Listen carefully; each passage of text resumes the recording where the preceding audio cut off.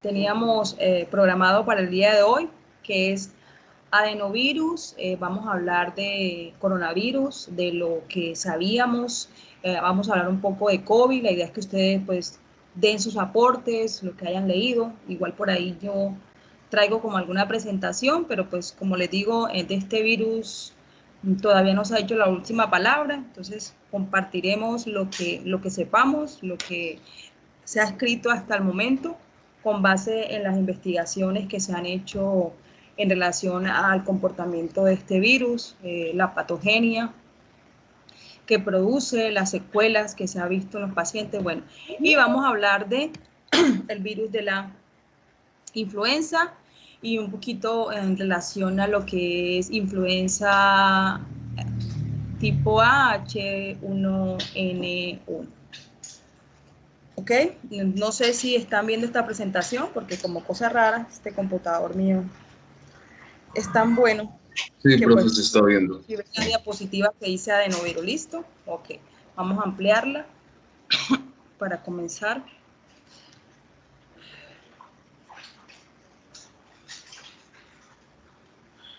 Cuando me dé permiso. Ok.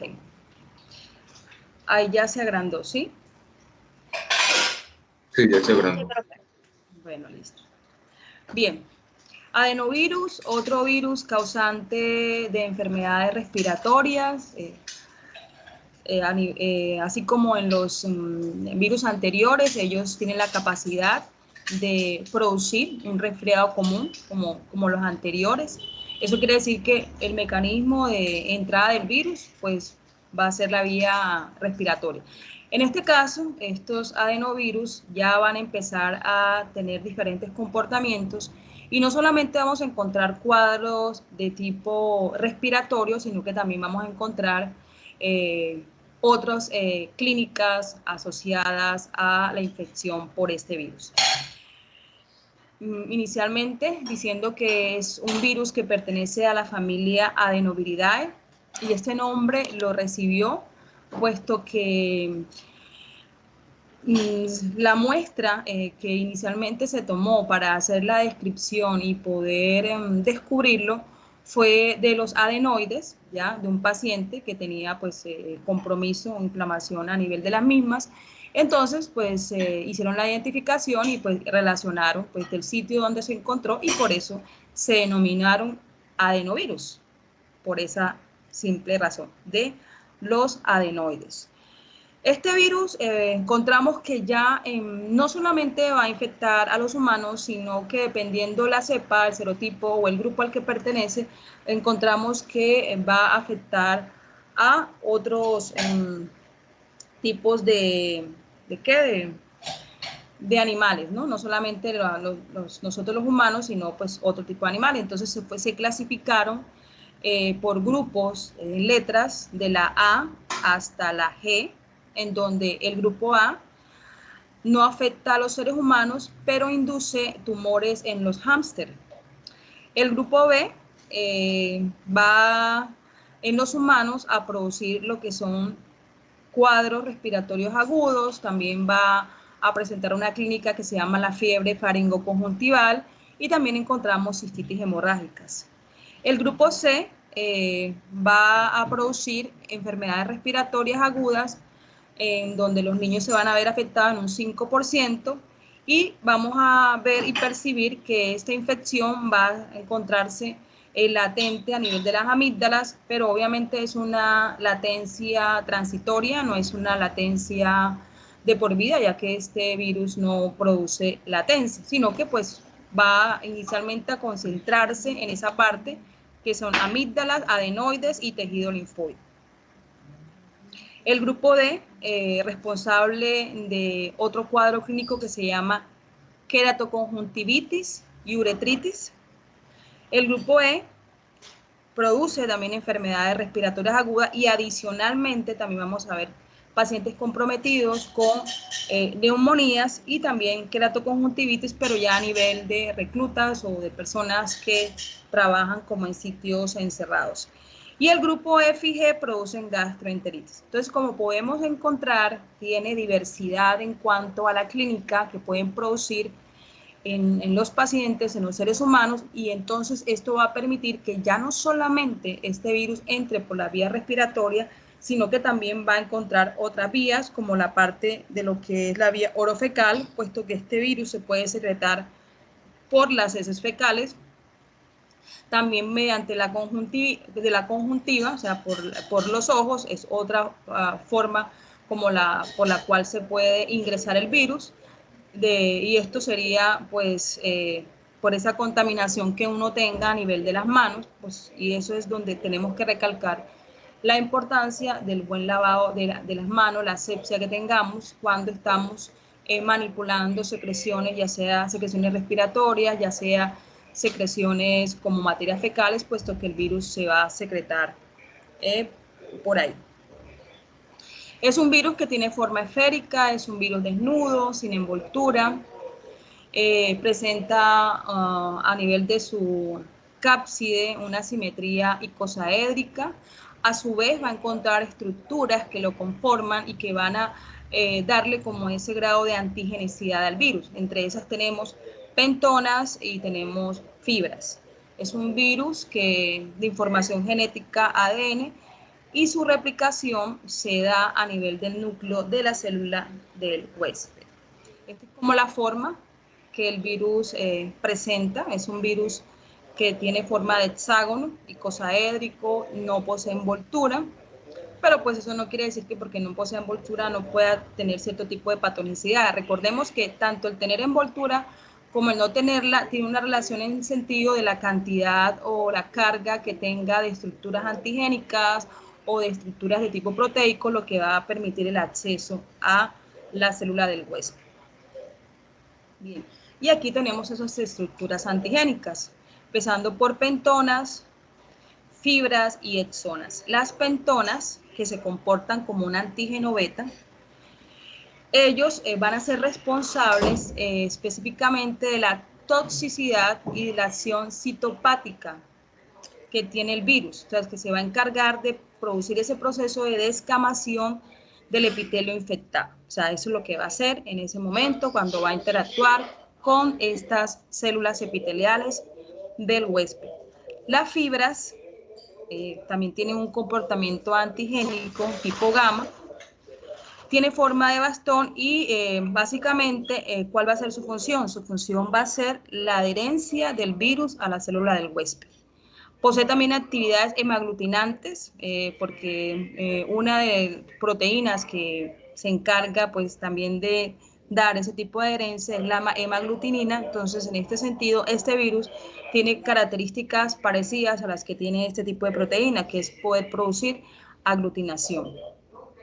Y tenemos las exonas, que van a tener dos tipos de antígenos, antígeno alfa, antígeno épsilon. El primero va a ser responsable de la fijación del complemento, y el segundo pues también va a ayudar a este proceso de adherencia a la célula web. El fin es el mismo, todo confluye, y estas estructuras, su función principal, lo que van a hacer es tratar de romper esa barrera que el virus posee para poder entrar a la célula del huésped y hacer su proceso replicativo. Bien, es un virus que afecta a humanos de todas clases de edades, o sea, tanto a niños como a adolescentes, como a los humanos. Pero lo que sucede es que a medida que nosotros vamos creciendo, vamos generando cierto tipo de inmunidad frente a este tipo de virus. La máxima incidencia de las infecciones dadas por los adenovirus se dice que más o menos va entre las edades de los 6 a los 12 meses de edad aproximadamente.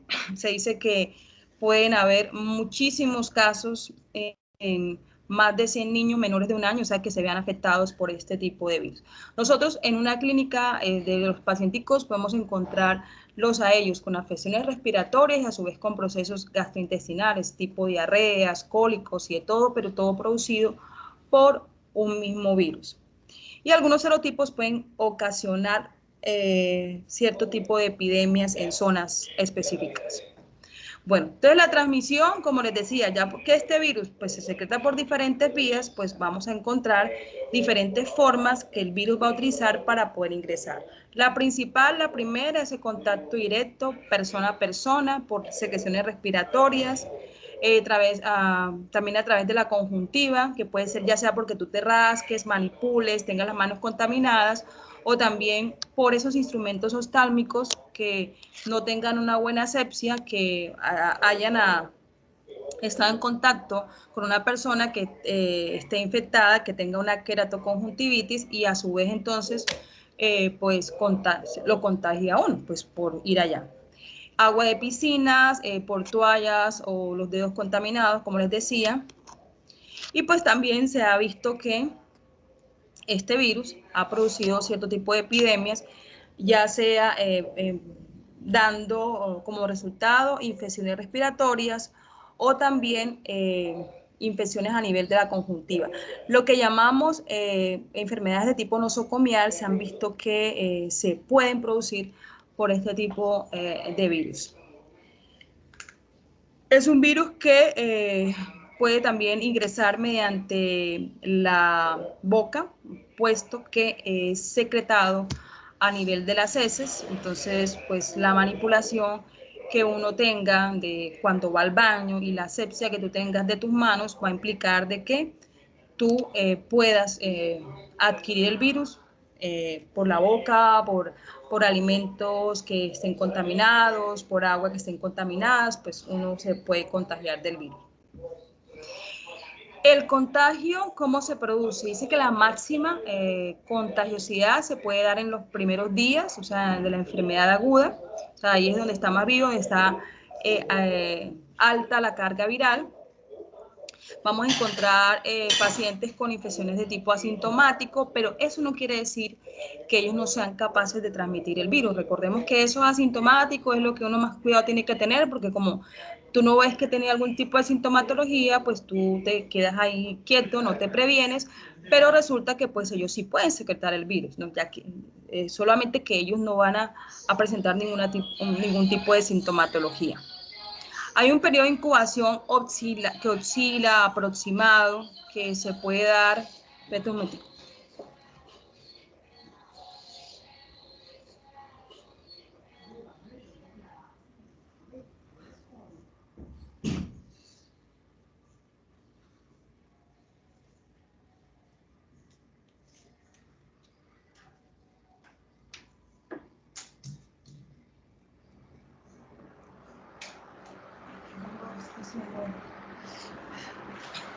De 2 a 14 días, es un virus relativamente que se multiplica rápidamente y la demora del mismo va a depender de ese estado inmunológico que nosotros tengamos, que lo confronte para que sea más demorado el proceso o que simplemente no se dé. Cuanto a la fisiopatogenia, de una forma muy general, como digo yo, básicamente lo que se va a dar es que dependiendo de la forma como entre, ya sea por el tracto respiratorio superior mediante la inhalación de gotitas respiratorias de esa persona que está infectada cerca a ti, entonces que tú puedas tener contacto con ella, es como esa forma directa para que entre al organismo. Ya que estamos hablando específicamente de ese proceso respiratorio, entonces esta fisiopatogenia nos va a enfocar frente a la parte respiratoria. Entonces, una vez que el virus accede al organismo, por alguna de las puertas de entrada, como ya les mencioné, ya sea por respiratoria, ya sea orofecal, bueno, él se va a adherir a las células epiteliales en donde tenga ese contacto, ¿no? Mediante esa estructura, las fibras de las que hablábamos anteriormente, que se van a encargar de dar esa adherencia a la célula del huésped. Invaden la célula, pues hacen todo ese proceso de replicación, obviamente es un ciclo lítico, hay una destrucción a nivel celular para formar el virión que después va a infectar a otras células y así sucesivamente. Produce o sea, una lisis a nivel de esas células que se encuentran ahí epiteliales, que se van a encargar de todo ese proceso respiratorio, se replican, dan la infección y pues ya pueden producir, como les decía, enfermedades respiratorias, también enfermedades a nivel de la conjuntiva, enfermedades a nivel del tracto gastrointestinal, también pueden producir infecciones a nivel de los riñones. Como les decía, es un virus que puede ya irse a diferentes sistemas. Entonces, ¿usted qué imagina de ese virus? Si es un virus que se puede ir a diferentes sistemas, ¿qué sería? Un virus que produce viremia, es un virus que ya llega a la sangre y por eso pues él se puede bifurcar y no solamente se va a concentrar en un solo sistema, sino que puede invadir otros sistemas. Cuando este virus ya se disemina hacia la submucosa, va a afectar a su vez tejidos linfóticos submucosos y puede irse a otro contexto. Entonces, cuando ya hay una infección en cuanto al virus, de cómo afecta al organismo y las mucosas, pues el cuerpo que va a hacer una respuesta inflamatoria y eso es lo más natural, lo más normal de nuestro sistema inmunológico, es esa respuesta frente a esos agentes extraños que pues obviamente esa inflamación va a conllevar también a producción de secreciones, aumentos también de proteínas, entre otros. Cuadros clínicos, como les decía, aquí pues es como una descripción muy pequeñita de estos cuadros clínicos, pues los invito a que profundicen qué más el paciente manifiesta. Aquí coloqué como que lo más básico. Uno, adicionalmente, pues obviamente a las enfermedades respiratorias, faringoamigdalitis aguda, orinofaringitis. Este cuadro se va a presentar con mayor frecuencia en niños, y que es un cuadro clínico que aparentemente va a ser indistinguible de un cuadro muy parecido de la faringitis por estreptococo. Entonces, por eso es importante que usted haga su diagnóstico diferencial, que tenga en cuenta ese nexo epidemiológico, anteriormente esa anamnesis que al paciente usted le realizó, los exámenes de laboratorio, para entonces poder hacer la diferenciación de si estamos hablando de una faringoamigdalitis o amigdalitis faringitis ya dada por bacterias o por virus. Fiebre faringoconjuntival se va a observar en niños, también vamos a ver casos en adolescentes y básicamente, pues como su nombre lo dice, la característica de esta enfermedad es que vamos a encontrar inflamación a nivel de la faringe, también vamos a encontrar comprometida la conjuntiva y vamos a encontrar que estos pacientes pueden presentar fiebres. Otro cuadro clínico, conjuntivitis aisladas de tipo no purulento.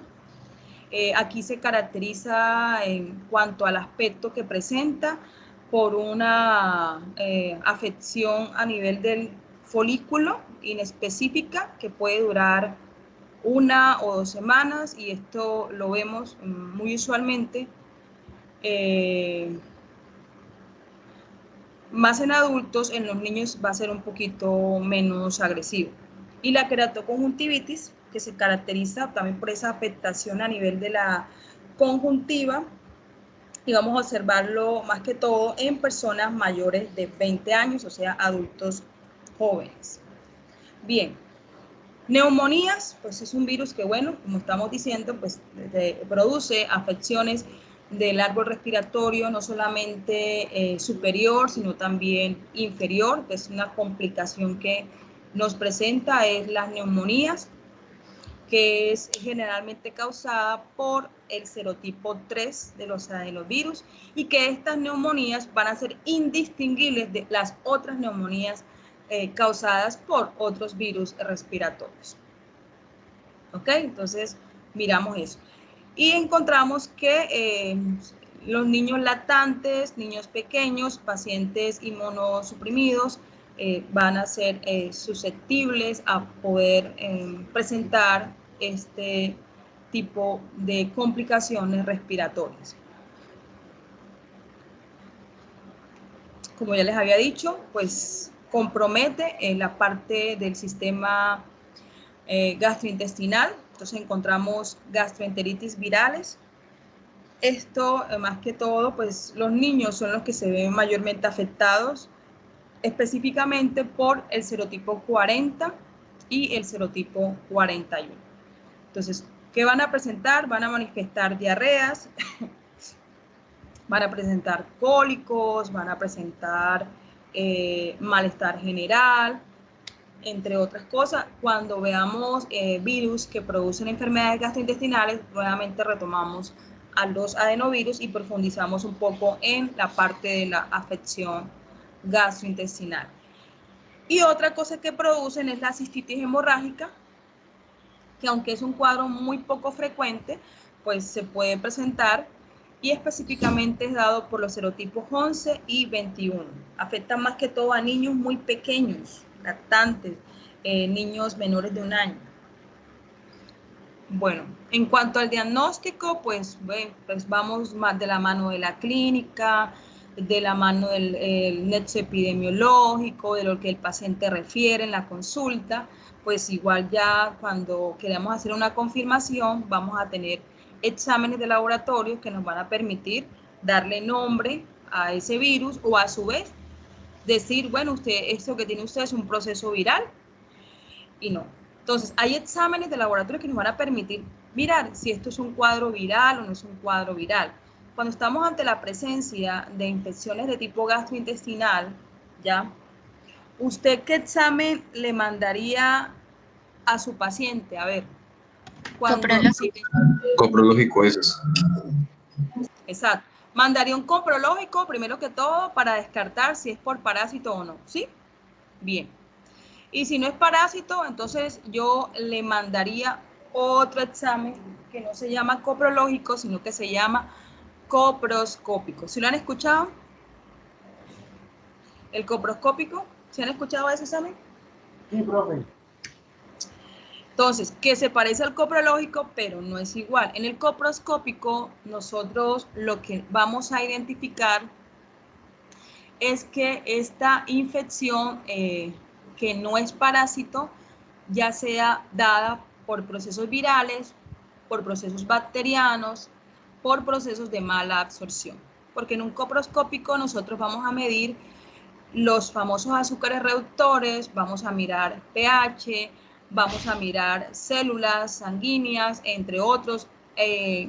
Vamos a mirar sangre oculta, aunque hoy en día pues ya tenemos el examen solito como tal, el examen de Guayacol para sangre oculta separado, pero pues hay laboratorios que todavía lo incluyen ahí. Entonces nosotros simplemente con hacer una valoración del pH y con hacer una valoración de esos azúcares reductores, yo podría pensar y direccionar mi diagnóstico, así es por virus, si es por bacterias o si es un proceso de intolerancia, porque estamos hablando de niños, pues podemos estar encontrándonos con niños intolerantes a la lactosa y eso también produce diarrea. Son exámenes muy básicos que vamos a hablar en el laboratorio, coproscópico, coprológico, cuándo debo mandar el uno, cuándo debo mandar el otro, pero pues tengo que nombrarlos acá porque estamos hablando de estos procesos en el caso del adenovirus, que no solamente produce infecciones respiratorias, sino que también puede producir problemas de tipo gastrointestinal. Bien. En el caso de la parte respiratoria, como lo decía, pues el médico mira las características de que el paciente refiere. Si llega con fiebre, pues se le hace un cuadro hemático y en un cuadro hemático yo perfectamente también puedo mirar si el proceso que está llevando mi paciente es un cuadro viral o un cuadro de tipo bacteriano. Pero pues adicionalmente están estas pruebas. Nos habla de las muestras, exudados faringios, polisopado, secreción de la conjuntiva, heces, orinas, todas esas muestras nos van a servir pues para hacer pruebas de laboratorio. Métodos directos, cultivos, mirando la demostración de la parte del genoma del virus.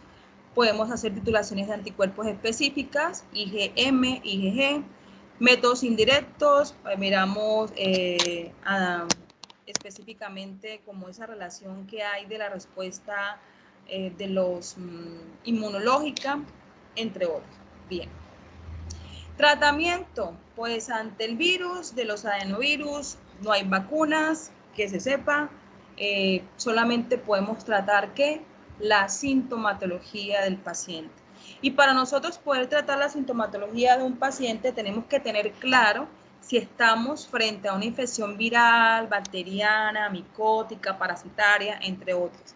¿Por qué? Porque si yo trato a mi paciente con la sintomatología en cuestión de lo que es una enfermedad de tipo viral y no es viral, sino que es bacteriano, pues voy o sea, hacer mal mi proceso. Entonces, importante conocer la enfermedad, importante ya, o sea, tenerla clara, hacer ese diagnóstico ya sea clínico o con ayudas diagnósticas para proceder al tratamiento. Y otra cosa muy importante es esa prevención, esa profilaxis que se puede dar para minimizar y evitar el contagio con otras personas. Entonces, en este caso, los pacientes hospitalizados deben implementar medidas de aislamiento. O sea, ¿qué quiere decir? Que en una institución de salud debe haber solamente un sitio para los pacientes sintomáticos respiratorios. No los debo mezclar con otros, porque pues ahí lo que estoy haciendo es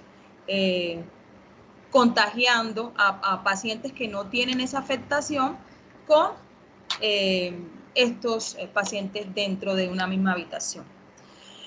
Como nos dice que pues también ir a piscinas puede ser también un factor para tú adquirir el virus mediante la conjuntiva, pues se recomienda que si vas a entrar a una piscina, que sea una piscina que haya tenido mantenimiento, que sea bien clorada, bueno, entre otras muchas prevenciones en cuanto a eso. Bien, espera un momentico por acá. Profe, Señorita. eso es lo que, bueno, lo de los pacientes hospitalizados es lo que usted mencionaba en diapositivas anteriores en transmisión, que se mencionaba que no se recomienda pues que estén varias personas en un sitio cerrado. Claro, o sea, uno en una institución de salud debe sectorizarse, ¿no? Debe hacerse separaciones dependiendo los pacientes que se encuentren ahí. No estamos hablando de respiratorios, que será solamente una zona que sea para pacientes respiratorios. Lo mismo que pasa para los quemados, o sea, yo tengo que tener a los quemados en una zona aislada y así. Los que se sometieron a cirugía, pues están en cirugía. Pero ¿qué sucede? Que a veces, pues, por nuestro sistema de salud, encontramos que ahí se mezclan los unos con los otros y pues a su vez adquirimos las famosas enfermedades de tipo nosocomial, porque las enfermedades de tipo nosocomial no solamente dado porque el personal de salud no tuvo la asepsia, como dicen, correspondiente, sino que metimos al paciente en una zona donde no teníamos que meterla, haciendo que pues él adquiera enfermedades que estén ahí en el entorno. Entonces eso es lo que sucede. Bien, entonces de los adenovirus, o sea, como les dije, es algo muy superficial, pero pues los invito a que profundicen un poquito más. No sé si leyeron algo que quieran aportar, que los escucho antes de seguir con el virus de la influenza.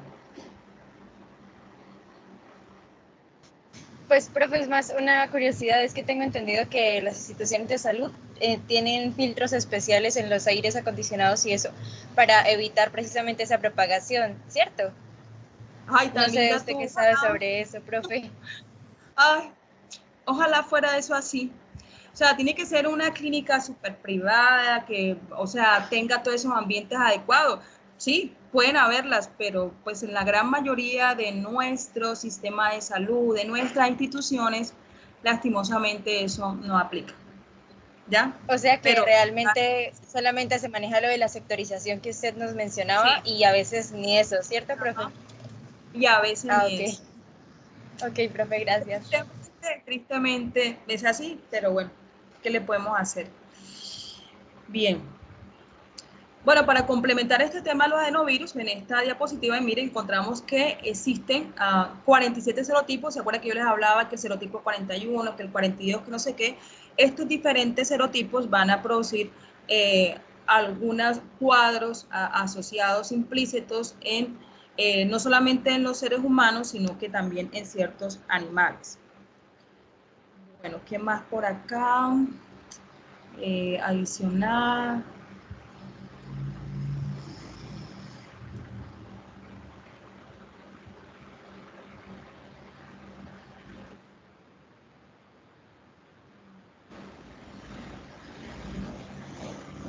Bueno, mira, otra cosa para resaltar, una vez que ya se produce la primoinfección, que es como esa primera parte, la primera fase del proceso infeccioso, nos dice la literatura que se sigue liberando virus durante varios meses, o sea, que puede quedar activo, por eso por ahí decía que latencia, ¿se acuerda? Latencia en esa zona puede quedar activo ahí por varios tiempos, secretando el virus, que es un virus que tiene como esa característica que después que haya pasado un tiempo, él va a quedar ahí, esos rezagos del virus. Estas infecciones por lo general son infecciones agudas, autolimitadas, que no cursan con un proceso crónico como tal. Acá. Bueno, viremia, como ya les decía, una primera viremia y luego sucede una segunda viremia que se da al segundo o al tercer día después de la infección y ahí es cuando se empiezan a reflejar las manifestaciones clínicas en los pacientes. Hay una respuesta inmunológica de tipo IgM e IgG. Adicionalmente, también hay un aumento de la inmunoglobulina A, porque esta inmunoglobulina se encuentra en nuestras mucosas, entonces también ese aumento de las mismas se va a dar, pero ya en este caso ellas lo que quieren es dar como especie de cierta protección frente al ataque de los virus, pero pues eso no impide la reinfección. Las enfermedades que producen los adenovirus, las encontramos más que todo en niños lactantes, por lo general niños menores de 1 año. Aquí, sistema gastrointestinal, a nivel renal, respiratorio y a nivel de la conjuntiva. Bueno, entonces, ¿qué sintomatología puede referir el paciente? Entonces, el paciente puede manifestar fiebre, inflamación a nivel de la faringe, puede presentar cuadros de rinitis, dolor de garganta, amigdalitis de tipo exudativo, conjuntivitis leve o grave, congestión nasal, tos. Son pacientes que van a presentar cuadritos anémicos, pues debido a todas estas complicaciones, no les da hambre, se les dificulta para comer, entonces eso hace que disminuya su ingesta, por ende también va a presentar este tipo de cuadritos como anemias. La leucopenia va a encontrarse, y pues recordando que es la leucopenia, es la disminución a nivel de los glóbulos blancos por debajo de los 5.000, entonces ya podemos decir que es una enfermedad de tipo viral. Cuadros de bronconeumonías, es los cuadros más severos en los niños muy pequeños. Bueno, y como les hablaba, el diagnóstico, la forma como te dan la muestra, el tratamiento, la prevención, eso ya listo. Muy bien. ¿Alguien quiere hacer algún aporte de este virus? Vámonos para el... Profe, pues no sé si te da interesante, pero hoy por hoy solamente se aplica la vacuna contra el adenovirus a los militares, porque durante la Segunda Guerra Mundial había leído que fue una de las mayores causas de muerte de los militares de Estados Unidos. Ah, bueno, buen aporte. ¿Y esa vacuna, quién la sacó? ¿Dónde se coloca? ¿En Estados Unidos o Sí, en otras profe, partes? creo En que Estados Unidos. solamente en Estados Unidos y ¿Pero se para qué llama Dr. serotipo? Ryer. Bueno, será interesante investigar, porque pues recuerda que como este virus tiene varias cepas, entonces, ¿qué fue lo que más afectaba? ¿Si fue la Los diarrea? 4 y 7, el serotipo 4 y 7, creo. Ah, ok, serotipo 4 y 7. Muy bien. Bueno, buen dato. Buen dato. Sí, mire, es que pues nosotros, la gran mayoría de las personas, nos asustamos y nos sentimos muy preocupados por todas estas muertes que ha producido el SARS-CoV-2. Pero si miramos la historia, han habido virus mucho más agresivos que mataron a muchísima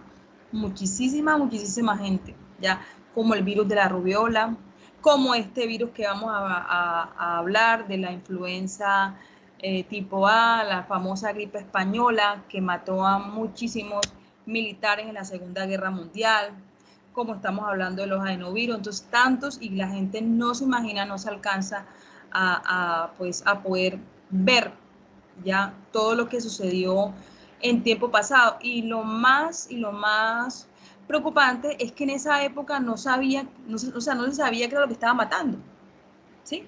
Porque recordemos de que esto del estudio de los virus se dio a raíz del invento del microscopio electrónico.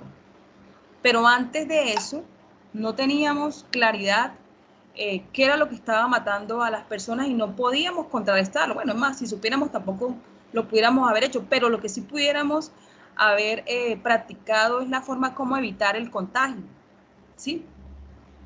Para que menos gente en ese tiempo se hubiera muerto. Esto de la bioseguridad, que el uso del tapaboca, de las mascaras, eso no es de ahora. O sea, si usted se pone a ver imágenes de los tiempos anteriores, ve uno a gente con esas mascarillas que tienen unos tubos y esa protección, los niños y todo para evitar el contagio de estos tipos de microorganismos. Y pues con lo poquito que han visto de los virus, se han podido dar cuenta que bueno, ahorita porque iniciamos hablando de los virus respiratorios, pero más adelante usted se va a poder dar cuenta que casi todos entran ¿por dónde? Por la vía respiratoria. Así no produzcan gripas, pero casi todos entran por la vía respiratoria. Y pues el otro vehículo que lleva los virus, ¿cuáles son? Las manitos, nuestras manos.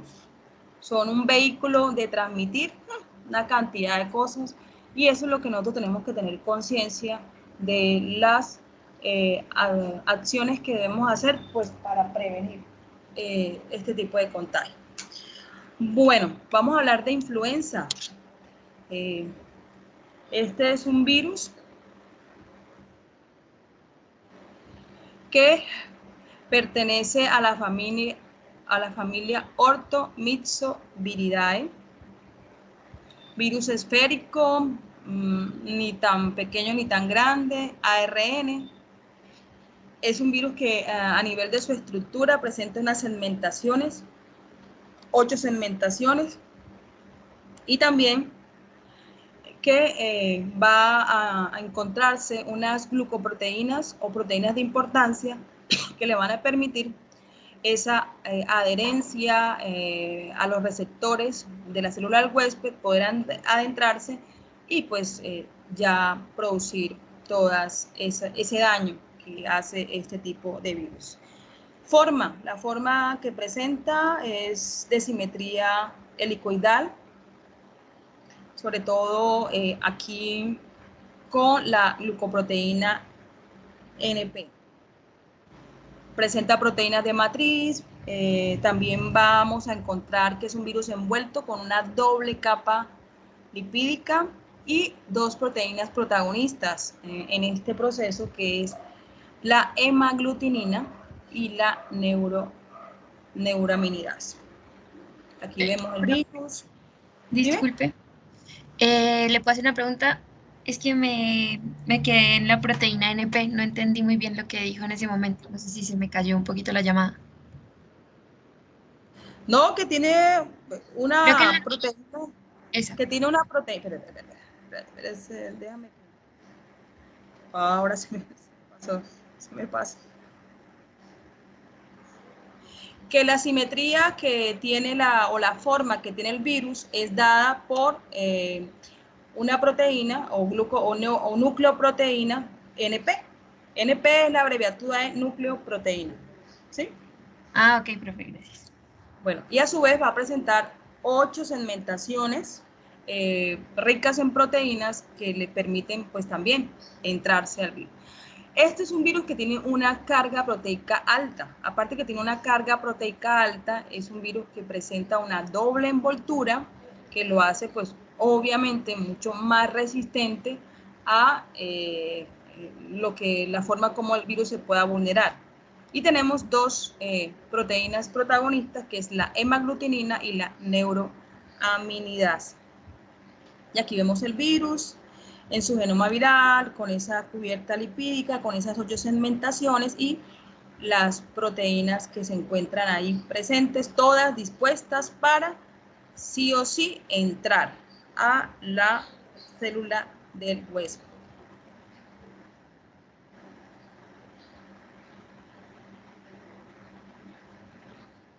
Bien. Clasificación, es un virus que se clasificó por tipos y esto es dado a las características antigénicas de la nucleoproteína y también de la matriz de la envoltura. Entonces tuvieron en cuenta estos dos tipos de proteínas para poder entonces hacer esa clasificación tipo A, tipo B y tipo C. La tipo A se determinó ya internamente teniendo en cuenta las características antigénicas de las glucoproteínas que fueron hemaglutinina y neuroaminidasa. Con base en estas dos proteínas se empezaron a hacer una secuenciación o combinación de las unas con las otras, ¿ya? Entre esas encontraron 16 subtipos de hemaglutininas y 9 subtipos de neuroaminidasa. Hay literaturas que nos habla de otro tipo de cantidad en relación a eso. Entonces, estas dos se empezaron a combinar y empezar a hacer diferentes fracciones de las mismas, haciendo que unos pues afecten a aves, otros afecten a porcinos y otros pues afecten a los humanos. Nos dice que el tipo A puede haber una afectación en aves, porcinos y humanos. Tipo B en humanos y tipo C muy rara vez en los humanos. Y aquí tenemos los diferentes tipos de combinación. Como les decía, hay literatura que nos habla de 16 subtipos, otro nos habla de 15 de hemaglutininas y 9 de neuroaminidasa. En total, con estas combinaciones, con estas proteínas, se aproximadamente, y siempre hablo de aproximaciones porque puede que usted en un libro encuentre ya sea un poquito más, un poquito menos, pero en promedio se han dado 135 combinaciones posibles. De esas 135 combinaciones se han descrito 85, pero solamente nosotros, los humanos, tenemos 3 en circulación, que es H1N1, H2N2 y H3N2. Bien, ahora vamos a entender por qué este virus ha sido como un enigma en cuanto a poder estudiar una vacuna que realmente nos pueda proteger por mucho tiempo. Fíjense que no se ha podido. La única vacuna que tenemos en estos momentos para la influenza es para influenza tipo A, no sé, creo que por ahí vi que había otra para influenza tipo B, no me acuerdo, pero pues el tiempo de protección, en el caso de la influenza tipo A es de 1 año, y después del año hay que otra vez volver a vacunarse, pero pues no han sacado una vacuna que nos proteja por mucho más tiempo, sino que hay que estar ahí en ese proceso. Ahora vamos a entender por qué eso sucede. Bueno, estas dos proteínas, hemaglutinina, neuroaminidasa. Miremos algunas características que tiene tanto la una como la otra. Hemaglutinina es la glucoproteína que va a ayudar en la adherencia a los receptores de la célula del huésped. O sea, ella es la que se va a encargar de como que hacer como ese preámbulo para poder entrar. ¿Ok? Es una proteína que se encarga de la fusión de la membrana de la célula del huésped con la del virus, y las cepas que infectan a los humanos es la 1, 2 y 3. Otra característica que tiene esta proteína es que produce aglutinación de los glóbulos rojos. Bueno, ¿qué más podemos decir? representa el 25% de las proteínas totales del virus, de la influenza. ¿Qué más podemos decir? Induce la síntesis de anticuerpos neutralizantes, entre otros. Tenemos la neuroaminidasa. La otra facilita la adherencia. Y esta facilita la liberación de las partículas virales durante el proceso de gemación. Recordemos que hay unas etapas de los ciclos replicativos del virus y entre esas tenemos la gemación. Esta se va a encargar de facilitar las partículas. Acuérdense que una vez que se construyen, se ensambla, ¿ya? Para poder convertir y formar el virión. Evita la agregación de vibriones, también es el principal antígeno del virus por su variabilidad y cepas que afectan a los humanos N1 y N2. Otra cosa es que tiene alguna cierta conexión con el ácido ciálico. Bueno, los virus de la influenza, pues como casi todos los virus, ellos van a tener una nomenclatura en cuanto a cómo van a ser denominados y esto fusiona lo que es el huésped que infectan, el sitio de origen, el área geográfica, el año en que fueron aislados, la letra si es del tipo A, tipo B, tipo C y el subtipo al cual se está afectando. Eso no es para que se lo aprenda, sino que cuando uno está leyendo, o sea, cuando uno empieza a leer sobre los virus, va a encontrar como este tipo de abreviaturas y pues aquí lo que trata de explicarles a ustedes en que entienda esa porque está ahí o hay un nombre de algún animal, el sitio de alguna población, algunos números, eso refleja todo eso. La A, la letra, en este caso, es tipo A, el huésped, cerdo, el sitio de origen donde se descubrió, Iowa, el área geográfica 15, el año en que fue aislado, en el año 30, y el subtipo H1 y así sucesivamente. Bueno, mira, aquí está la clave de estas variantes que tiene el virus de la influenza. De las derivaciones antigénicas DRIP y del desplazamiento antigénico CHIP. Derivación antigénica DRIP. ¿Qué sucede? El virus, o sea, este es un virus que varía, o sea, que se reorganiza, ya que cambia la posición de algunos de sus componentes. Entonces, cuando hablamos de variaciones antigénicas puntuales, en este fenómeno o en este paso que el virus produce, ellos van a tener cierto tipo de variaciones antigénicas, pero muy puntuales, o sea, en un mismo sitio. O sea, dentro de una parte del virus, ellos pueden crear algún tipo de modificación. Esto se da de forma menor. Debido a esta derivación antigénica, estos virus pueden producir epidemias anuales, ya que las variaciones dentro de ese mismo subtipo hace que pues no se reconozcan y pues pueda infectar. No va a cambiar la reorganización que tenga en cuanto a sus glucoproteínas, por eso que nos habla ahí, sino que se va a mantener, lo que va a hacer es un cambio en cuanto al aspecto que tenga como tal de esa parte del virus. Eso es lo que llamamos derivación antigénica o DRIP. Tenemos desplazamiento antigénicos CHIP, como su nombre lo dice, desplazamiento. Aquí sí vamos a encontrar desplazamiento, aquí sí vamos a encontrar cambios ya organizacionales dentro del mismo virus. Entonces nos dice la literatura que hay un reordenamiento genético. ¿Se acuerdan? El virus tiene 8 segmentaciones. Bueno, el virus puede hacer un reordenamiento genético de esas 8 segmentaciones de su ARN viral y esto se da cuando el virus o cuando la persona, ejemplo, que tiene esa infección viral por el tipo de la influenza, ha tenido una coinfección con otros virus.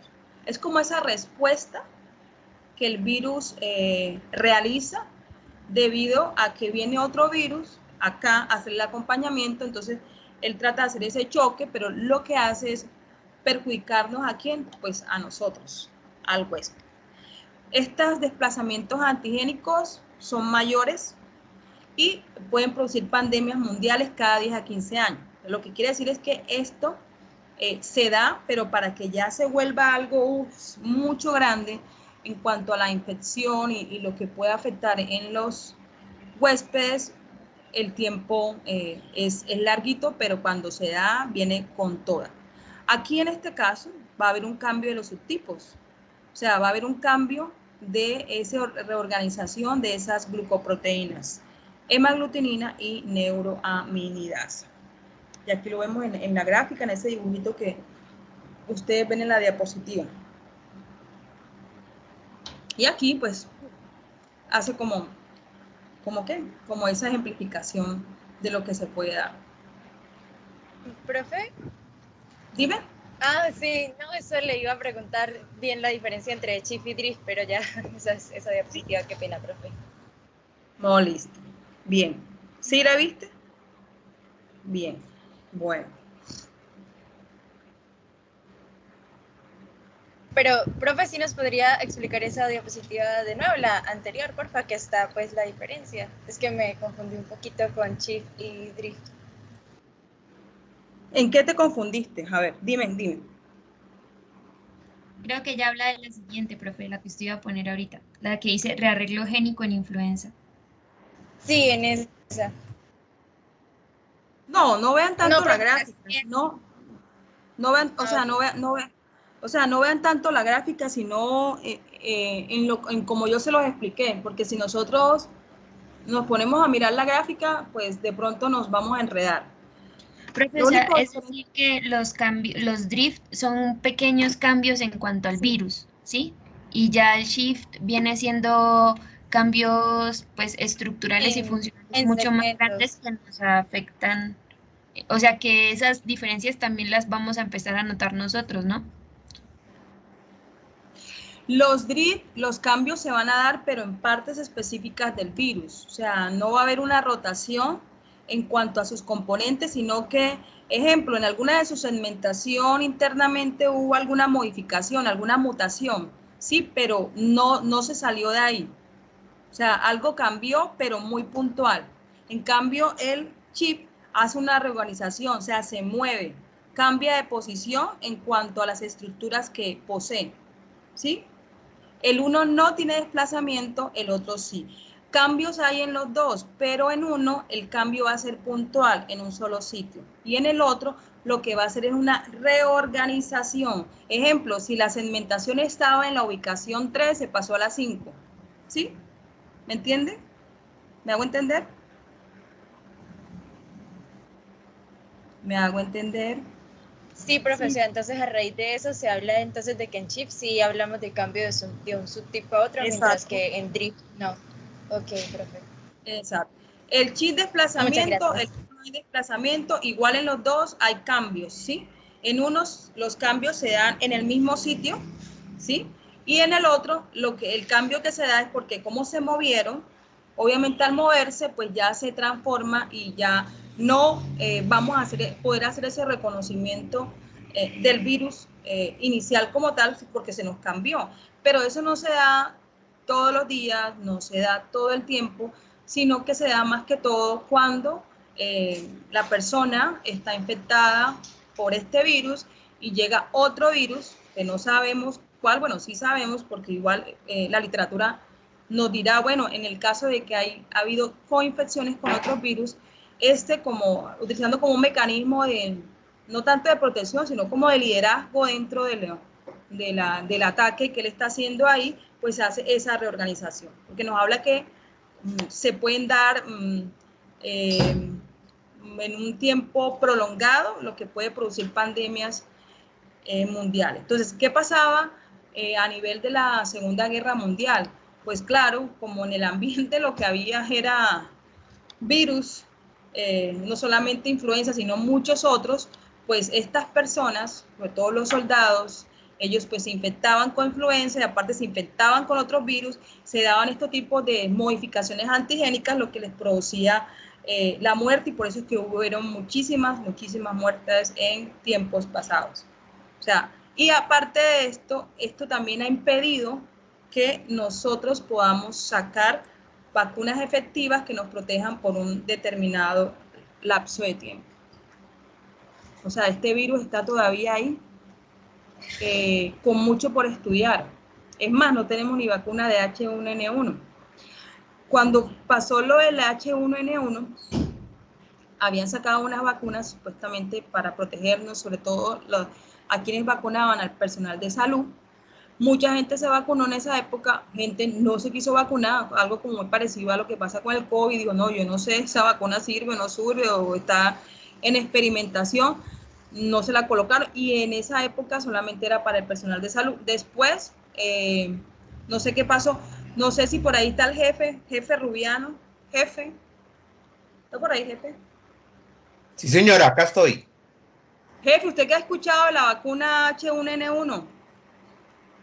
Bueno, básicamente esa vacuna es organizada por la OMS a través de una reunión que se hace cada 2 años. Ellos durante esos 2 años de análisis recogen muestras de todas partes del mundo, van haciendo el análisis de las diferentes variables que hay y dan la orden de poder crear un nuevo biológico. Ese Exacto. biológico lo van preparando para las que descubrieron hace 2 años. Entonces, Exacto. cuando a uno empiezan a vacunarlo en este momento, están vacunando las que más frecuentemente se presentan en la región. Ajá. Pero eso no quiere decir Total. que están vacunándolo a uno sobre los serotipos que podrían Exacto. aparecer en este momento por esa variabilidad tan grande que tiene Ajá. el virus. El virus. Y además, Exacto. por la mezcla que los seres humanos hacemos de algunas exposiciones también con los virus que no son típicos de los humanos. Entonces, Sí. por ejemplo, no sé, el último fue el del H1N5, una porcina, Ajá. y estaba Sí. muy relacionado con Camboya, que es una región donde hay como mezcla entre el consumo de porcinos y las malas técnicas de higiene y los seres humanos. Entonces, ese es un banco que tiene la OMS en Ginebra, y en ese banco de datos entonces establecen para la siguiente vacunación cuáles son las mínimas que deben aparecer. Vacunan por un año, hacen el estudio al año siguiente y nuevamente vuelven a vacunar. Exacto. Por eso es que la vacuna es tan relativa, solo funciona para las personas que están con algunas condiciones que la relación costo-beneficio le va a ser útil. Entre esos, los que estamos enfrentados todo el tiempo a influenza. Sí, el personal de salud. Claro. Y es debido a esta variabilidad que el virus tiene, porque es un virus que todavía no se sabe realmente cómo es el comportamiento del mismo para poder generar una vacuna que dure en el tiempo. Mira lo que el aporte que nos está dando el jefe, y le pregunto a él porque pues él ahí sabe un poquito de eso, por lo de la Cruz Roja, que maneja todo este tipo de biológicos, y eso es lo que nosotros pues muchas de las personas no saben, porque hay gente que sabe, pero ¿por qué cada año y no se la coloca? Sí, tienen que colocársela porque pues este virus tiene tantas variantes que es un virus de respeto. El virus de la influenza es un virus de respeto y que a la gente se le ha olvidado, puesto porque todos estamos enfocados con COVID, porque es lo nuevo, porque no se conoce, pero con relación a la influenza hay muchas cosas todavía que no sabemos, y que pues cuando hubo ese brote del H1N1, y sobre todo en México, pues también hubo mucha gente que murió. Gracias a Dios, pues acá no nos tocó tanto, pero México sí se vio muy afectado con cómo es este virus. Y más cuando aparecía como una simple gripa. Allí hay gente que le daba de pronto un dolor de cabeza fuerte, un malestar, y a las 24 horas, pues fulminantemente, pues se murieron, y después le hicieron diagnóstico post-mortem y resulta que se habían muerto por H1N1, y empezaron acá a activarse las alarmas, que el tapaboca, que el lavado de las manos, porque esto ahorita que está con el COVID no es de ahora, esto ya viene mucho tiempo atrás, y sobre todo que cuando empiezan a ver las alarmas con la influenza, pues la gente también se empieza a preocupar por esto. Muy bien, Esa fue una de gracias. las grandes peleas que hubo ahorita con COVID y el Sí, personal de salud viejo, ajá, porque muchos de nosotros habíamos tenido la oportunidad de estar en H1N1 y hacer sí, aislamiento respiratorio para pacientes en esa epidemia. Entonces, cuando empezó COVID, muchos decían que estábamos exagerando, que debíamos seguirlo manejando como H1N1. sí. Pero los que teníamos experiencia después de H1N1 haber estado en ébola, ya conocíamos Ujú, cómo era el comportamiento viral cuando la cápside es diferente. sí, Entonces, ahí ya nosotros empezamos a decirles que no, y algunos siguieron que sí, y esos fueron los primeros muertos. exacto. La terquedad, el no hacer caso, sí, eso. Y fíjese algo, jefe, que también yo digo, hombre, ¿por qué nosotros dejamos de seguir aplicando esas prácticas cuando la influenza?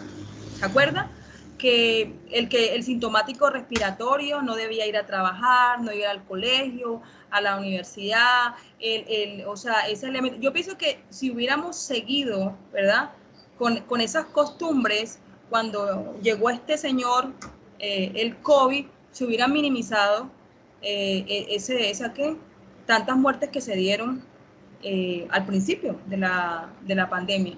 Y es que hay un gran problema que es que los países que tienen otro tipo de religión distinto a la nuestra, a los católicos, Sí, sí, ellos consideran que las impurezas que hay en el cuerpo se deben expulsar. Y en todo lo que es Japón, China, Corea, Camboya, todas esas zonas, es muy frecuente que uno encuentre escupideros. Es decir, la sí, persona cuando tiene algún tipo de trastorno respiratorio, escupe en la calle o escupe en una sí, bolsa. Y entonces uno ve en un vuelo fácilmente a la gente escupiendo dentro del vuelo, dentro de una bolsa de las de mareo que tiene en Colombia. Pero eso es una presentación de enfermedades virales, toda la que usted quiera. Y hoy en día tenemos el gran problema, y la OMS lo está manejando como la enfermedad moderna del viajero, es que por la facilidad de la globalización, ahora nosotros tenemos mayor posibilidad de ir a muchos países y traernos las cepas de otra parte. sí, totalmente. Sí, esto es una cuestión de cultura, de religión, pues lo otro que la no vacuna, que la vacuna nos mata, que nos van a inyectar un chip ahí en la vacuna. Hay gente que también por religión tampoco se quiere vacunar. Bueno, un sinfín de cosas que yo siempre he dicho que primero conozca, infórmese antes de decir no o decir sí, ¿sí? Y no solamente estamos hablando de la gente que está en el sector salud, sino de la gente del común. Y nosotros, créanme lo que somos las personas que debemos decirles a ellos el por qué sí de vacunar. Yo lo he hecho. Un día venía en un taxista y joven la persona, y yo le dije, ahí estábamos hablando algo de la vacuna, y yo, ¿ya te vacunaste? Me dijo, no, yo no me he vacunado. ¿Y por qué no te has vacunado? No, que me da miedo. Entonces le empecé a hablar, y le di como una charlita a él, y después como que lo sensibilicé, me dijo, ay, sí, sí, verdad, voy a ver si esta semana hago el deber y me vacuno. Le dije, claro, es que tienes que vacunarte, pero hay que darle razones, hay que decirle por qué se debe vacunar. No es que porque te vas a vacunar porque sí o porque no, sino que realmente le digamos a las personas por qué. Y de eso se trata la salud pública. Nosotros debemos hacer más prevención, porque eso haría que menos gente llegara a las instituciones de salud enfermo. Pero pienso que es una de las más falencias que tenemos nosotros en nuestro sistema de salud. La salud pública, para mí, la salud más importante. ¿Por qué? Porque es el común, es lo que está sucediendo, es lo que más produce contagiosidad, es por lo que más la gente se enferma, y es a lo que menos los países invierten en la salud pública, ¿ya? Y por eso es que, bueno, estamos como estamos en la actualidad. Bueno, muy bien. Entonces, sigamos con este virus que, igual que los anteriores, su mecanismo de transmisión es igual.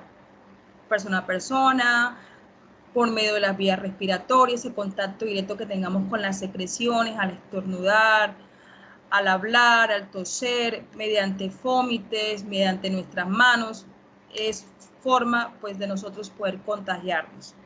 En cuanto al periodo de incubación que presentan estos virus, pueden presentar un periodo que puede ir de 1 a 4 días o hasta 7 días. Es un virus de una etapa aguda.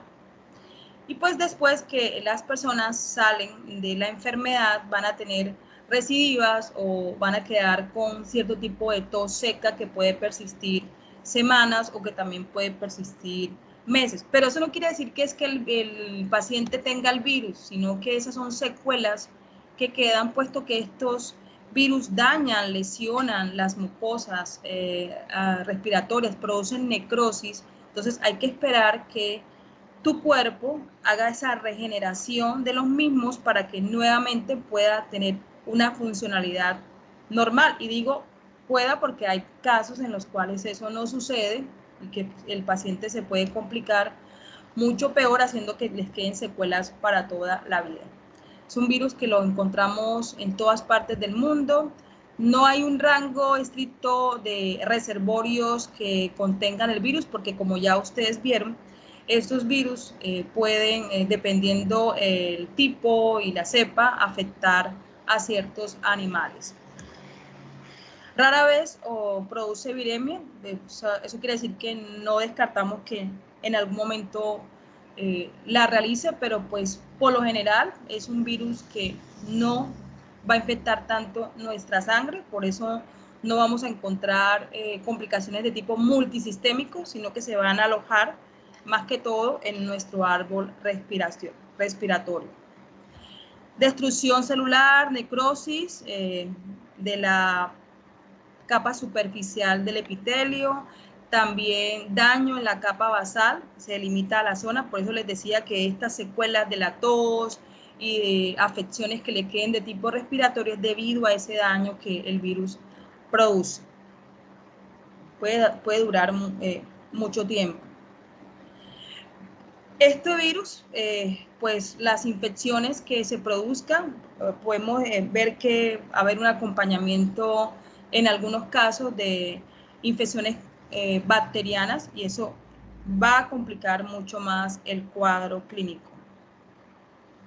Bien, entonces, ¿cómo sería la situación? El virus entra, o sea, nosotros lo inhalamos, está la neuraminidasa, que pues como ya les había dicho, va a ayudar a que el virus se adhiera a la célula del huésped, entonces va a permitir la adherencia. ¿Y cómo lo va a hacer? Va a disminuir la viscosidad del moco que se encuentra ahí en nuestras fosas nasales, permitiendo que se pueda adherir a las células epiteliales. Luego ingresa a las células, va a producir una replicación que puede ser una replicación rápida. Hay una destrucción a nivel celular, hay un daño a nivel de la capa superficial, a nivel de la capa basal, y pues si hay una coinfección de tipo bacteriano, el cuadro pues se complica. Vamos a hablar de neumonías, y a su vez pues es un virus que si no hay tanta complicación va a tener una resolución rápida. Y pues recuerden que todo eso depende de nuestro sistema inmunológico, y para allá vamos. Entonces, en este cuento de la patogenia vamos a encontrar diferentes respuestas inmunológicas frente al ataque de este virus. Una de esas respuestas, inflamación. Otra, inmunidad celular específica, en los cuales intervienen los linfocitos T citotóxicos.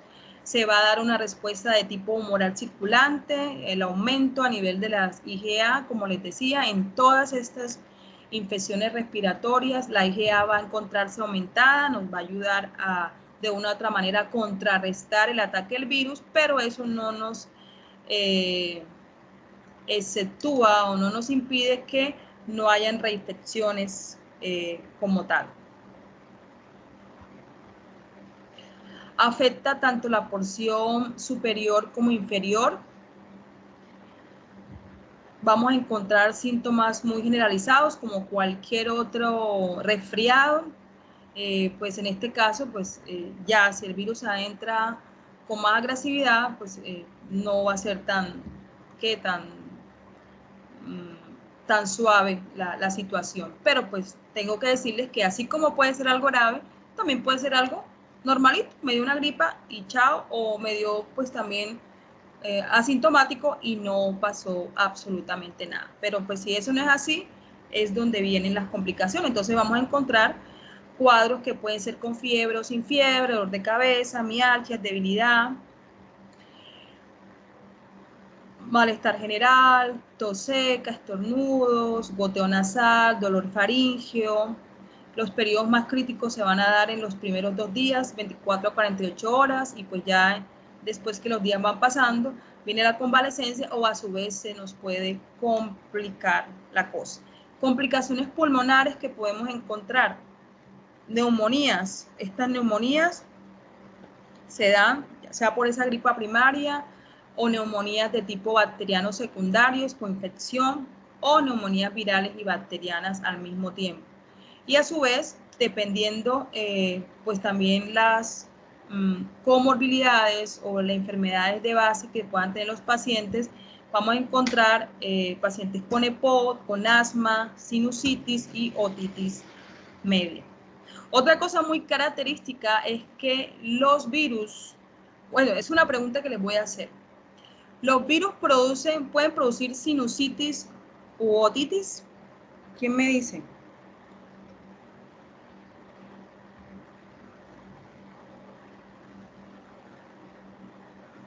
¿Ah? Profe, pero yo no estoy muy segura, pero creería que la sinusitis y la otitis es bacteriana. Entonces, ¿tu respuesta es sí o no? No. Exactamente, tu respuesta es no. Si la infección es de tipo viral, las infecciones virales, gripales, no dan ni sinusitis ni otitis. ¿Ok? Esto tú lo vas a encontrar cuando hay una coinfección o que la infección sea por bacterias. Y esto te puede ayudar a diferenciar el diagnóstico. O sea, si solamente es el virus que está ahí, no vas a tener esta manifestación. Pero si el virus está acompañado con otra bacteria, es muy frecuente que usted va a ver cuadros de sinusitis, cuadros de otitis. Es más, el asma también va de la mano con eso. Complicaciones extrapulmonares, que ya son casos atípicos en estos pacientes. Síndrome de Reye, pacientes con miocarditis, pericarditis, ya en casos más extremos encefalitis, síndrome de Guillain-Barré, entre otros muchos. O sea, ya esta es una cuestión que, pues obviamente no es de todos los pacientes, pero pues que hay pacientes que se infectaron con este virus, empezaron su proceso gripal, su proceso respiratorio y a su vez también se complicaron con otras cosas que pues para ellos fueron muy graves. En relación a la inmunidad, se generan anticuerpos frente a la hemaglutinina. Estos anticuerpos son de tipo neutralizantes y van a ser específicos dependiendo la cepa que se afecta. Y vamos a tener antineuroaminidasas de tipo no neutralizante menos protectores como tal en sí. Bueno, conclusión, este es un virus que, bueno, nosotros no es que quedemos inmunizados cuando nos dé una gripa por influenza, ya lo sabemos, ya hemos visto esas variantes antigénicas que este virus tiene, pero pues de todas maneras hay una etapa transitoria en las cuales tenemos cierta tipo de carga de anticuerpos que nos van a generar cierta protección, pero pues obviamente no para toda la vida. Por eso es que se creó esa vacuna, influenza tipo A, que se la coloca aquí en pacientes a riesgo, pacientes que están propensos o están en contacto con el virus o por la que ellos poseen. En relación al diagnóstico, primero miramos la clínica, como siempre se los he dicho, miramos el nexo, revisamos lo que el paciente nos está diciendo de la enfermedad o si es la mamá que está hablando del niño lo que le está sucediendo. Podemos tomar muestras de hisopado, secreciones de tipo nasal para hacer diagnósticos, técnicas de inmunofluorescencia, ELISA, bueno, entre otros, PCR, entre otros muchos. Bien, hay otros combinaciones de hemaglutinina neuraminidasa, que como el que fue la H5N1 y la H9N2, la famosa gripe aviar, que es una gripa que se dio por allá en Hong Kong, y la H7N7 en Países Muy Bajos. Pues ahí la relación es que las aves contagiadas con este tipo de virus pues infectaban a los humanos, pero para que eso se pudiera producir tenía que haber un contacto muy estrecho entre estos animalitos, y como lo decía el jefe, pues si comían y se alimentaban con aves que estaban infectadas con este virus, pues obviamente pues ellos tenían el riesgo de producir la enfermedad. Se dice que se generó una vacuna en el 2005 que para este tipo de afectación por estas combinaciones, que era un 45% de efectividad. Y la famosa gripa H1N1, que ahorita pues voy a hablarles un poquito más de ella en relación a cuáles fueron las variantes que se dieron con relación a la mutación que se generó por una cepa que inicialmente afectaba a los porcinos y que luego terminó afectándonos a nosotros, porque la variante es la que sí se transmite de humano a humano, ¿ok? Y decían que bueno, que si comías carne de cerdo que si te infectaba, que si no te infectaba, o sea, se crearon tantas hipótesis frente a eso, pero fue una variante que se dio debido a esas mutaciones y esas reorganizaciones que se dan, como les decía, del virus, lo que dio pues la famosa influenza tipo A H1N1, ¿ok? Y pues lo que estábamos hablando ahorita de la vacuna. Bien, en cuanto a la epidemiología, ya a raíz de que se dio todo este proceso de infección por el virus, se dice que la Organización Mundial de la Salud ya desde tiempo anterior había implementado mecanismos para la vigilancia de las gripas como tal, ¿ya? Pero pues a raíz de los casos que se dieron de la influenza, se empezaron a activar las alarmas en cuanto a la protección de bioseguridad para minimizar el riesgo de contagio frente a los mismos. Entonces se empezó a implementar todo, que es el buen lavado de las manos, el uso del tapaboca, el aislamiento, el no darse besos, abrazos, bueno, etcétera, etcétera. Lo que nos dice acá. Evitar el contacto directo con las personas enfermas, lavarse las manos, tratar de no tocarse la boca, lo que ahorita están hablando, lo que estamos haciendo con COVID. Así, de igual manera, también se implementó para minimizar el contagio con el virus de la influenza, y que la vacunación se le diera a las personas de alto riesgo. ¿Cuáles son esas personas de alto riesgo? Adultos y niños con procesos crónicos, cardiovasculares o respiratorios, enfermos de cualquier edad con procesos crónicos o residentes en instituciones cerradas. En este caso, pues también el personal de salud ya sería un riesgo moderado, pero pienso que debe ser alto porque están ahí, los que están ahí en las instituciones de salud, ellos tienen un riesgo alto de poder contagiarse con los pacientes que tienen este tipo de enfermedad. Pero moderado, pues individuos sanos, mayores de 65 años, niños y adolescentes de 6 meses a 18 años, personal sanitario y familiares en contacto con pacientes de riesgo. Bueno, ahora, estas vacunas cuando están en poblaciones a riesgo debe ser una vacuna gratuita. Los que no entren dentro de ese rango, pues ¿qué hay que hacer, jefe? Comprarla y pagar por ella, ¿sí o no? Así de fácil. Así de fácil. Pero si estamos dentro de la población, ejemplo, de las edades de los 6 meses a los 18 años, tu EPS te la tiene que dar, es gratuita. ¿Por qué? Porque está dentro de ese grupo de riesgo moderado, a su vez que los mayores de 65 años. Ya después que pasamos del rango de los 18, pues sí nos toca, mire, toma, cómprelo y pague. Ante las infecciones por el virus de la influenza, aparte de que la vacuna es como una especie de prevención, pero no a todo el virus de la influenza, sino a ciertas cepas que son los que producen mayormente los cuadros gripales, las complicaciones respiratorias. Esa va enfocada esa vacuna. ¿Qué debemos tratar? La sintomatología de nuestros pacientes. Hay diferentes tipos de medicamentos, dependiendo lo que el paciente tenga ahí, lo que el médico considere.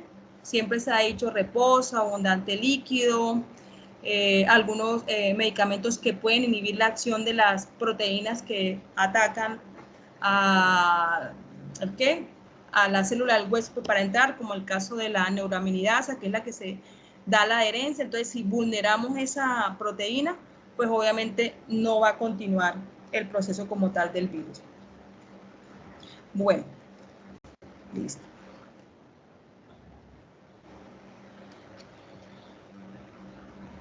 Esto está también. ¿Cómo vamos? ¿Vamos bien o estamos cansados? Pues yo creo que vamos bien, profe. Vamos bien, sí, profe. Sí, vamos bien. Y saben, chicos, creo que, mire, una de las cosas que más le va a llegar a su consulta son lo que son las infecciones respiratorias y las infecciones de tipo gastrointestinal. Eso es lo que más a usted le va a llegar a una consulta. Ahorita porque estamos con lo de COVID, pero mire, usted iba a una urgencia y usted encontraba ya al niño congestionado, al anciano, al adulto, ya sea por uno o cosa o por la otra. Pero como este mecanismo que se ha utilizado de protección, ¿verdad? Frente al COVID, mire cómo ha minimizado también de que a uno no le dé gripa. ¿Sí o no? ¿A cuántos de ustedes anteriormente le daba gripa muy frecuentemente? No sé, lo que es a mí me daba mucha gripa. Gracias a Dios, yo creo que la última gripa que me dio fue recién cuando comenzó la pandemia. O sea, en marzo del 2020 me dio una gripa que yo decía, uff, Dios mío, qué gripota la que me dio.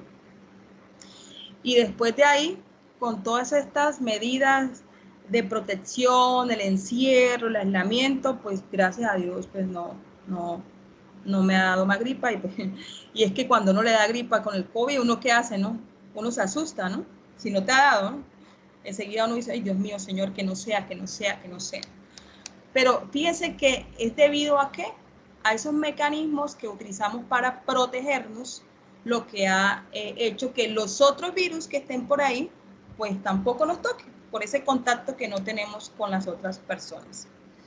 Bueno, vamos a mirar acá un poquito de lo que, del H1, así como para que veamos algunas diferencias por acá que quería mostrarles. De la variante. Okay. Buscar por acá.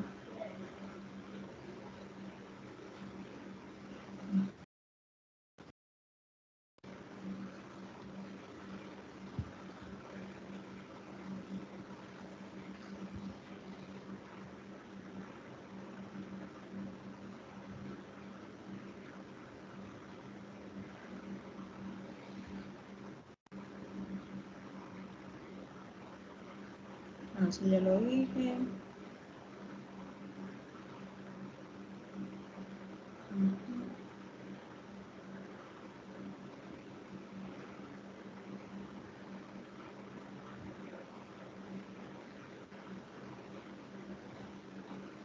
Bueno, aquí está lo mismo que les había hablado.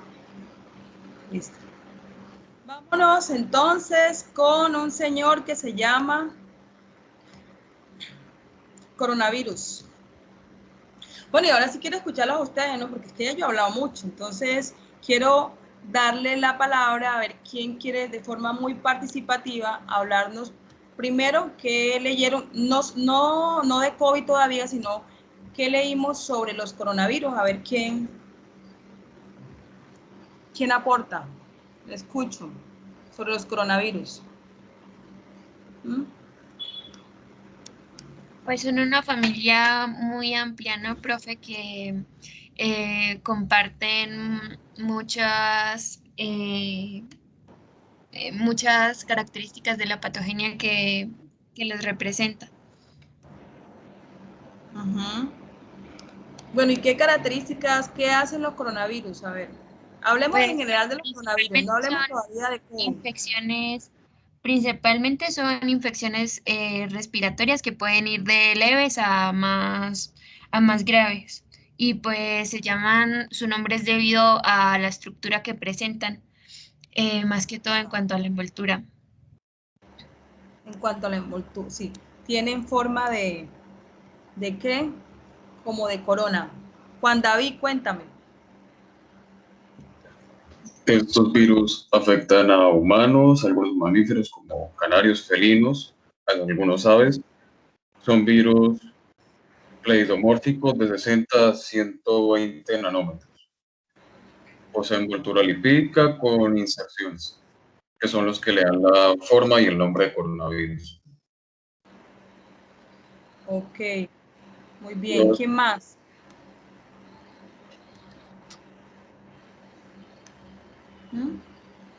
¿Quién más? Caramba, ¿nadie? A ver, En el epitelio respiratorio superior, producen destrucción celular, inflamación, edema y exudación. Bueno, ¿y la forma cómo ingresa? Por el ¿Cómo nos tracto contagiamos respiratorio. nosotros por el tracto respiratorio? Ok. Igualito que los anteriores, la forma como nosotros nos contagiamos, la vía respiratoria es la principal puerta de entrada, es ese contacto directo con las secreciones a las cuales nosotros nos exponemos con las otras personas que están infectadas, las manos, que ya es una forma indirecta de contagio, y a su vez, ese es un virus que no solamente produce afecciones respiratorias, sino que también produce cuadros gastrointestinales, pero más que todo en los niños menores de 1 año.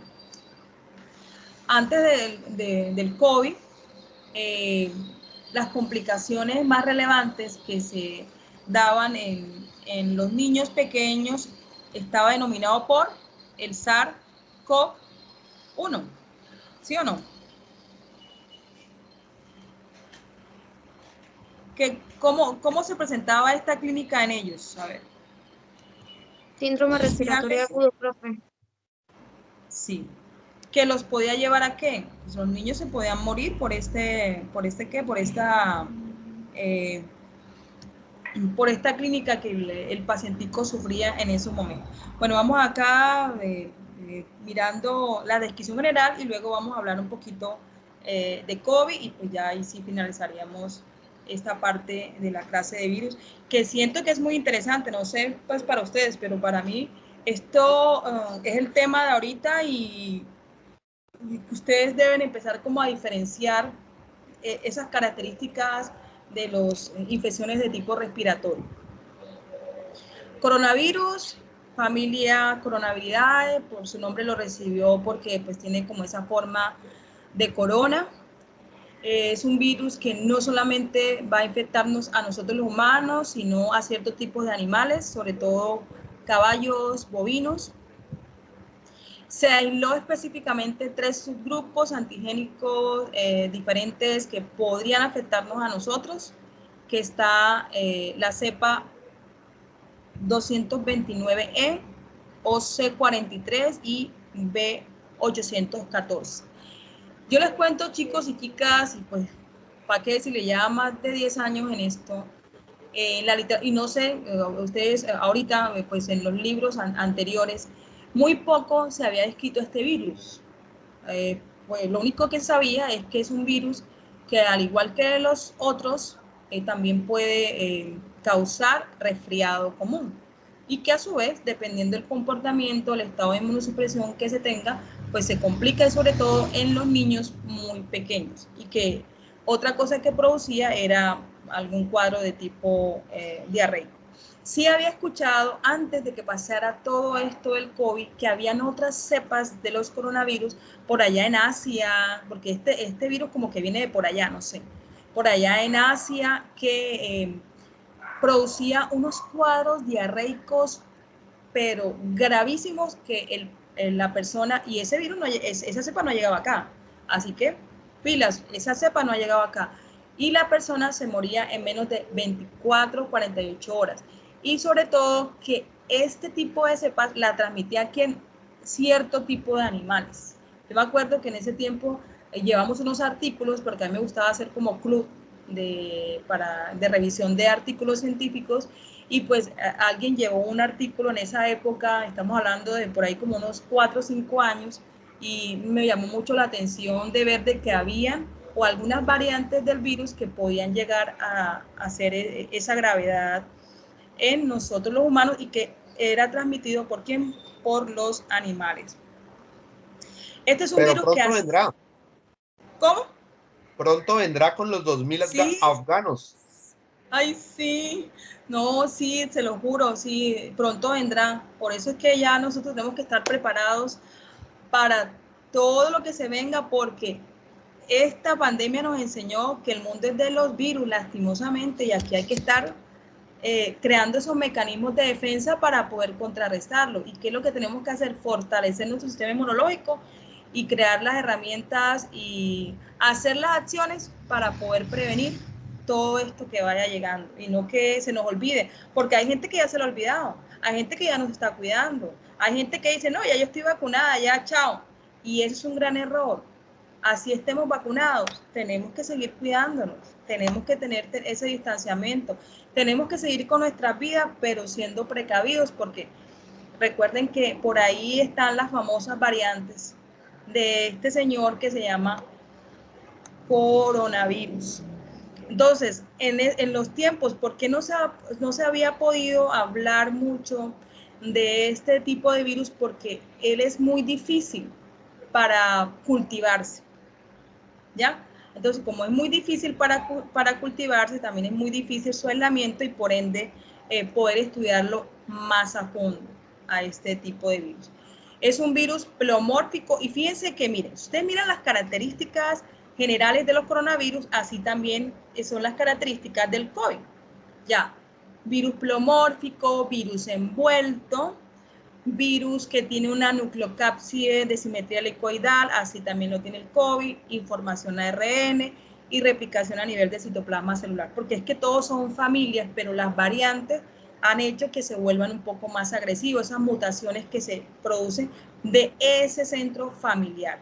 Estructuras antigénicas que tienen los coronavirus, antígeno S, antígeno hemaglutinina estereasas, antígeno de proteína de membrana, antígeno de la nucleocápside, todos estos antígenos lo que van a ayudar a ese virus a que se adentre a la célula del huésped y produzca ese proceso de receptor, adherencia, introducción del virus, se multiplique y bueno, virus que va a estar en todas partes del mundo, es un virus que le gusta los climas cálidos. Cuando empezó lo del COVID, unos hablaban que bueno, le favorecía el calor, otros que el frío los vulneraba, ¿sí?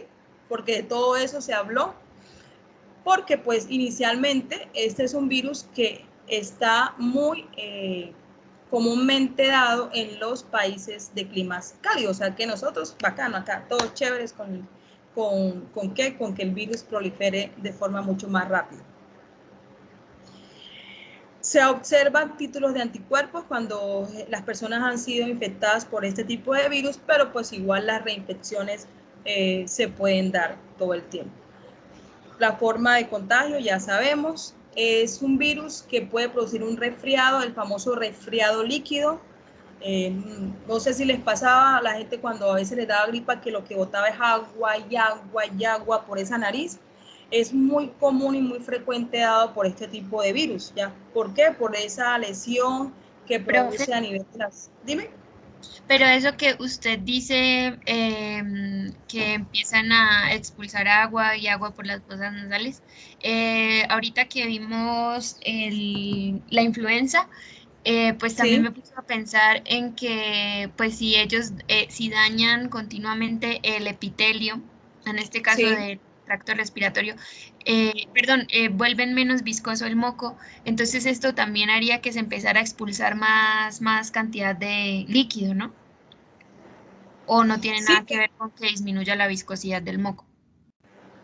una cosa es disminuir la viscosidad del mozo y otra cosa es lo que producen ahí a nivel de la mucosa epitelial, lo que induce la secreción de demasiada fluidez líquida en este caso, porque acá lo que hacen como especie de una licuefacción total. Aquí no hay ni siquiera disminución, sino que moco como tal no te sale, sino que es agua literal y es debido a esa afectación que se da a nivel de las células epiteliales. Eso tiene su mecanismo fisiopatológico, pero como yo siempre les digo, yo trato que darles como ahí los tips para que ustedes pues ya lea y profundice, oye, bueno, ¿y por qué es que bota tanta agua cuando se produce una infección por los coronavirus? Eso tiene una explicación partiendo primero de ese daño que se produce a nivel de las células epiteliales, es como esa respuesta a lo que está sucediendo en ese momento en esa zona. ¿Listo? Ahí como tal. La otra, bueno, una vez que ya ingresa, pues se hace una desencasillación, se pierde la envoltura, entra el virus, la temperatura de ellos es una temperatura que es cálida. A su vez empieza a multiplicarse y a dar todos esos mecanismos de liberación de ciertas sustancias a nivel de nuestra inmunidad para poder contrarrestar este tipo de virus. Entonces, resfriado común, igual que los anteriores, malestar general, cefalea, que fiebre o no, a su vez también el cuadro de gastroenteritis infantiles, sobre todo en niños menores de 1 año, es lo que más se ve, niños muy pequeños, y las manifestaciones se dan por ese malestar a nivel abdominal, tipo cólico, linfadenitis, mesentéricas que se producen en ellos, diarreas acuosas, náuseas, vómitos. Bueno, o sea, esto es lo que, bueno, y en otra complicación es el SARS-CoV-1, que pues también los invito a que lean un poco más de esa clínica, es lo que se veía que podía complicar de gran manera este virus, que inicialmente lo que producía era resfriado común. Diagnóstico, pues como todo, se parte de la clínica, pero hay pruebas de laboratorios que nos van a ayudar a identificar este virus. Bueno, esta última, algo que son unas diapositivas que encontré de la OMS, OMS, sacada, ya te la voy a compartir, sacada por Argentina. A ver qué miramos para finalizar.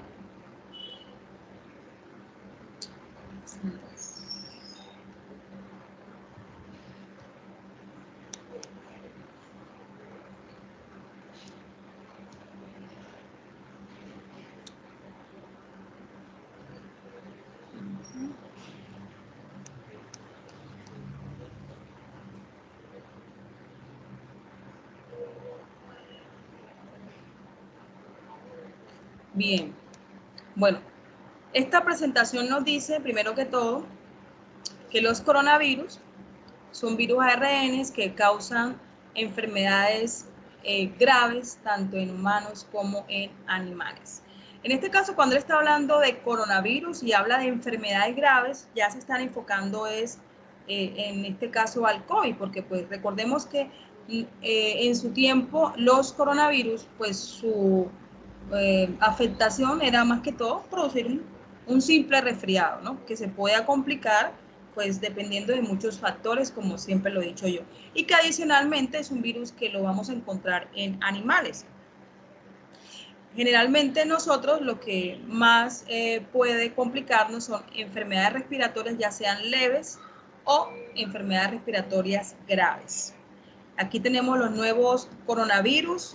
Primero hablaban del SARS-CoV-1, que fueron descritos en el 2002, en el 2012, y después viene el famoso SARS-CoV-2 o el COVID-19.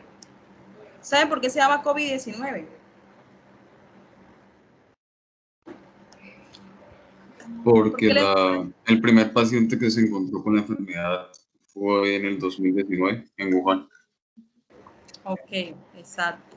Entonces, ¿qué es el COVID-19, el SARS-CoV-2? Bueno, esto es algo de lo que ha dicho, pues obviamente, como dice, no se ha hecho la última palabra, pero lo que más podemos decir es que es una enfermedad infecciosa causada por el SARS-CoV-2, en donde dice que el periodo de incubación aproximado puede ser de 1 a 12.5 hasta 14 días, nos dice, que la forma más directa de poder transmitir el virus es tener ese contacto cercano con las personas que tienen la enfermedad, ya sea al toser, al estornudar, por vómites, mediante las manos.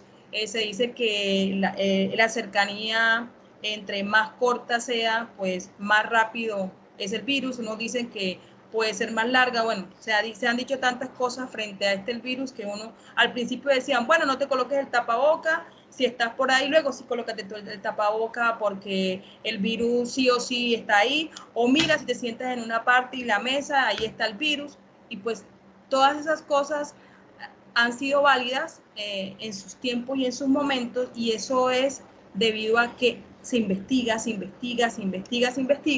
y hoy te dicen, esto es así, mañana te dicen, bueno, esto no es así, y tenemos que estar abiertos a toda la información que se nos dé. Porque anteriormente hasta decían que los perros podían infectarnos. ¿Cuál fue la primera teoría del virus? A ver, ¿cómo fue supuestamente el contagio allá en esa población? ¿Ustedes qué escucharon? Que se suponía en un principio que era por un murciélago. Exactamente, por un murciélago. También hablaron de los caninos, de las mascotas, de los perros. Del pangolín. Sí, empezaron a hacer bullying a los animalitos, que ellos tenían el COVID y los transmitían, y bueno, todas esas cosas pues debido a eso nuevo. 31 de diciembre de 2019, China reportó casos de neumonía de causa desconocida en Wuhan. 9 de enero del 2020, nuevos coronavirus fueron identificados. 27 de enero de 2020, primeras transmisiones humanos fueron en China, Vietnam. 11 de febrero 2020, la OMS declara el brote y una emergencia de salud pública de importancia internacional. Y el 11 de marzo del 2020, la OMS declara la pandemia. Y empezaron a hacer todas esas reglamentaciones de tipo legal que se fueron dando. Vámonos a ver acá. Casos, bien, mecanismo, acá tenemos cómo nos vamos a contagiar: contacto, personas cercanas, personas infectadas al toser o al estornudar, al tocar objetos o superficies contaminadas. Luego tú coges, te tocas la boca, te tocas la nariz, te tocas los ojos, porque es un virus que puede entrar por las mucosas de los ojos, también pueden entrar por la boca, por la nariz. ¿Quiénes son esas personas a riesgo? Pues ya lo sabemos, ¿no? Pero hoy en día, con las variantes, ya todos somos personas a riesgo, ¿sí? Tanto los inmunosuprimidos como los inmunocompetentes, ¿ya? Pero inicialmente quieren esas personas a riesgo, los adultos mayores, obviamente las personas que tenían o que tienen comorbilidades, y a su vez todo personal de salud es una persona a riesgo porque está ahí en contacto directo con el proceso infeccioso. Entonces, síntomas iniciales: fiebre, cansancio, tos seca, fiebres altas, ya se complica, neumonía, dificultad respiratoria, son casos mucho más graves que pues pueden llevar a este paciente a la muerte. Se dice que los síntomas podrían aparecer desde el primer día hasta 12 días después de la exposición con el virus. Entonces, ¿cuál es la severidad más relevante? Pues obviamente que la severidad es esa disminución que tenemos en cuanto a la saturación de oxígeno, en donde vemos picos muy bajos de oxígeno, mucho dióxido de carbono. Por tanto, los pacientes más críticos son los que terminan con ventilación mecánica, ¿ya? Los menos, terapia de oxígeno, y 40% moderada neumonía, 40% leve. No hay datos que indiquen de que esto sea algo prevalente en pacientes con VIH, en pacientes malnutridos. La incertidumbre que seguimos teniendo en cuanto a ese proceso de transmisibilidad. Acá había visto algo de, bueno, esto es puras recomendaciones. Es que había una parte que quería mirar, que por qué da problemas de tipo de coagulación. Bueno, quiero que me digan, ¿qué leímos de COVID? A ver, quiero escucharlos. Médico en formación que no sepa de COVID está frito. A ver, ¿qué leímos? Compartamos.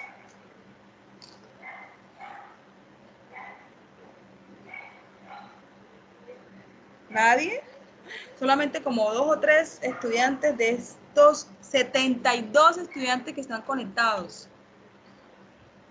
Damaris, Talía, por ahí está bueno, el jefe, y nos ha hecho buenos aportes en el día de hoy. ¿Profe? ¿Sí? ¿Me escucha? Sí, te escucho. Bueno. Bueno, pues yo quería aportar con respecto a la variante que está afectando mucho lo que es la Florida en Estados Unidos, que es la variante Delta. Ajá. Que pues el contagio normal de COVID en casi todas las variantes se dice que es de 15 minutos, ¿no? Que si uno está con una persona que tenga COVID, unos 15 minutos, posiblemente te pueda pasar el COVID, así tengas tapabocas. Pues hay en algunos casos, como lo son los tapabocas de N95 con filtro, esos te ayudan a alargar más el tiempo, pero de todas maneras, en esta nueva variante, en la Delta, que es mucho más transmisible, a los 5 minutos de tan solo estar con una persona cerca, ya puedes infectarte de COVID. Y con los del filtro también, o sea, reduce las posibilidades, pero no son el 100%, ¿no? Y entonces, Estados Unidos, el problema que tiene es que como hay tantas personas que no se han querido vacunar, y bueno, gracias a eso nosotros hemos podido tener más vacunas, pero digamos, hay 3 millones de casos en la Florida, ¿no? Y casi todos han sido porque no se han vacunado. Y entonces,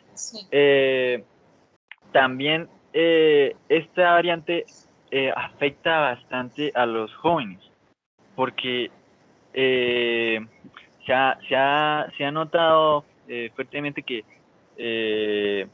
los jóvenes que no han sido vacunados los ha golpeado bastante fuerte porque van al hospital directamente. Y entonces es algo peligroso porque, por ejemplo, Colombia ya no, o sea, no hace falta para entrar a Colombia tener una prueba negativa de COVID. Y entonces es algo pues alarmante porque tantos casos que hay, digamos, en un estado como lo es Florida, que obviamente trae que tiene muchos colombianos, porque, o sea, Florida tiene una gran cantidad de latinos, o sea, pero ya prácticamente no se habla inglés, y entonces hay muchos colombianos que pueden estar viniendo sin hacerse la prueba COVID porque no es obligatoria, y entonces es algo algo preocupante. ¿Qué estamos haciendo? Nada. Tienes toda la razón. Sí, no, ajá, a nosotros sí nos exigen la pruebita, sí, pero de allá para acá no la exigen. No la exigen. Y entonces, bueno, quería aportar eso.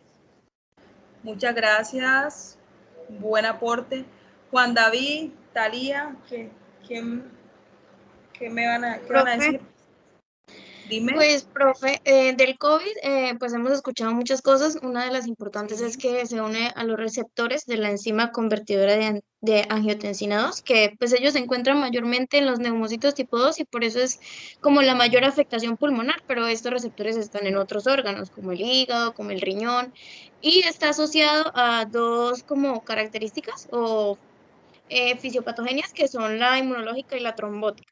Esto se da pues mayormente por una hiperactivación de los macrófagos. Normalmente los virus deben tener como una activación de los linfocitos de citotóxicos, pero lo que se cree es que, sobre todo en jóvenes, que no se trata como de una deficiencia del sistema inmune, sino una hiperactivación. Entonces, estos linfocitos pues no reaccionan de la manera correcta y lo que hacen es hiperactivar a los macrófagos porque como que se frustra la reacción ideal. y hay un interferón que lo activa en exceso, lo que causa que haya una cascada de interleuquinas, que es lo que hemos escuchado muchas veces que es la cascada. Y además, esos macrófagos pues activan un plasminógeno, el activador del plasminógeno, lo que causa eventos trombóticos. Entonces, por eso es que nosotros escuchamos también del dímero D, porque el dímero D es una partícula que se libera Sí. cuando se forman las fibrinas.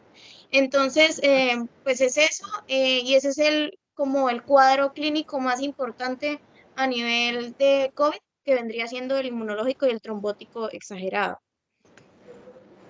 Muy bien, claro, y es lo que termina complicando al paciente y llevarlo a, ¿cómo es?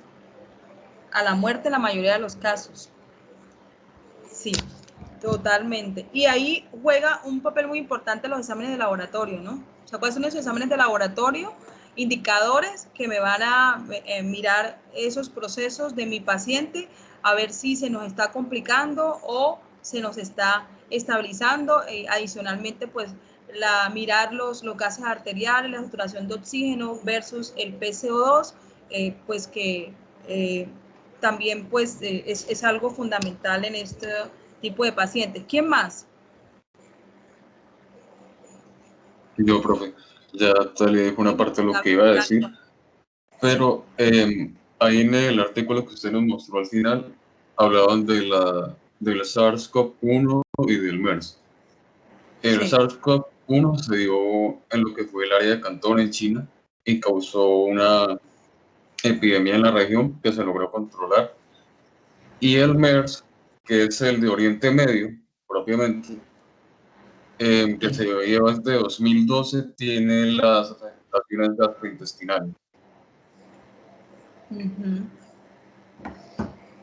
Sería eso. Así. Listo, Juan David. ¿Quién más? Chicos, o sea, la clase se alimenta en la medida de sus aportes. Y ese es un tema que ustedes tienen que manejar, que les debe fluir, que les debe salir por los poros. Porque si nosotros no estamos preparados para esto, ¿cómo vamos o sea, a difundir la información en gente que realmente no conoce de la enfermedad y todavía lo que hace es hacer lo que los demás hacen y escuchar ahí por encimita y eso no debe ser así. Nosotros tenemos que ser capacitadores de la comunidad, hasta de nuestra propia familia. ¿Alguien más? Y ojo que todo esto que estamos hablando forma parte de su conocimiento evaluativo para el parcial.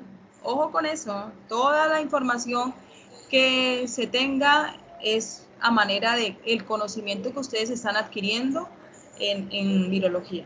Bueno, listo, concluimos. ¿Qué aprendimos en estas dos clases tan nutritivas sobre los virus respiratorios?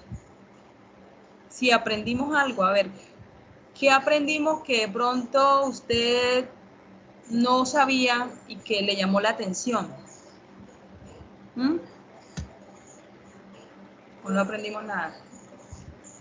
Sé que si ustedes Pues están...